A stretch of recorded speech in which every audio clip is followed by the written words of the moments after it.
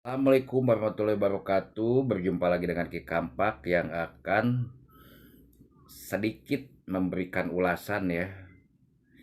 Dukung terus Kang Deddy Mulyadi jadikan Gubernur Jawa Barat tong hariwang tong salempang sok abringkeun nu boga akang eteh Mang Ibi Abah Kali Ambu teh breg kadinya ka Kang Deddy Mulyadi supaya boga gubernur anu dicita-citakeun ku rakyat nu gawena geus bukti Purwakarta ge aralus ka rakyat deukeut tah di dieu lamun loba geng motor ge anu begunal-begunal nu sok gelut jeung baturna sorangan ku Kang Deddy manek diwajib militerkeun engke moal loba teuing budak ngora anu sok mabok-mabokan gelut make samurai make cerulit kan eta pibahayaeun perang saudara disebutna tah ku Kang Deddy Mulyadi mah moal engke diarahkeun diwajib militerkeun asa persetujuan orang tua kaditu ka Lembah Tidar kaditu ya daerah Magelang tah lamun geus di dinya karek ngabentuk jati dirina inget kanu dirina kakolotna moal sampai nepikeun ka marabok-mabokan perang samurai make narkoba jadi si Jawa Barat teh aman tentram ulah sampai nepikeun ka istilahna pisieun nek meuli nasi goreng tengah peuting ngalaman Ki Kampak ke anjir aing dituturkeun euy ku motor aya tujuhan mah digaur-gaur bari jeung budak laleutik aing sieun ai loba teuing mah buset aing mah dikoroyok kumaha ieu ye sedangkeun na berita ngadenge anu balik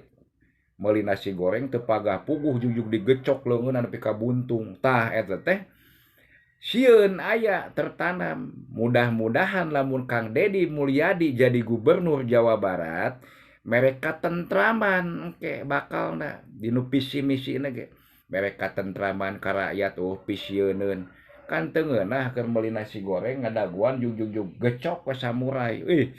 salarieun ciptakan ketentraman tah pasti ku Kang Deddy mah geus pasti nu lain mah teu jelas teu apa kamana-mana aman kan ayeuna mah salarieun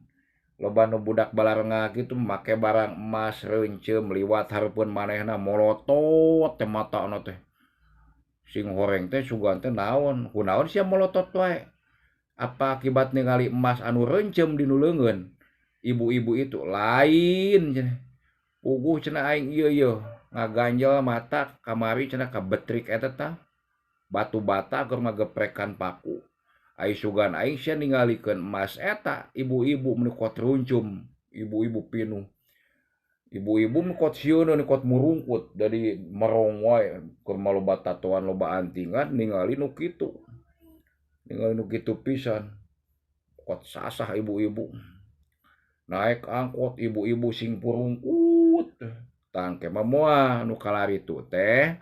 jadi tartib jadi halarideng deui moal nepikeun ka kos ayeuna bahaya lah nu kalaritu teh orang Sunda mah kudu inget kanu Purwadaksina kanu jati dirina gitu nya. Oke, cukup sekian ya, terima kasih. Assalamualaikum warahmatullahi wabarakatuh.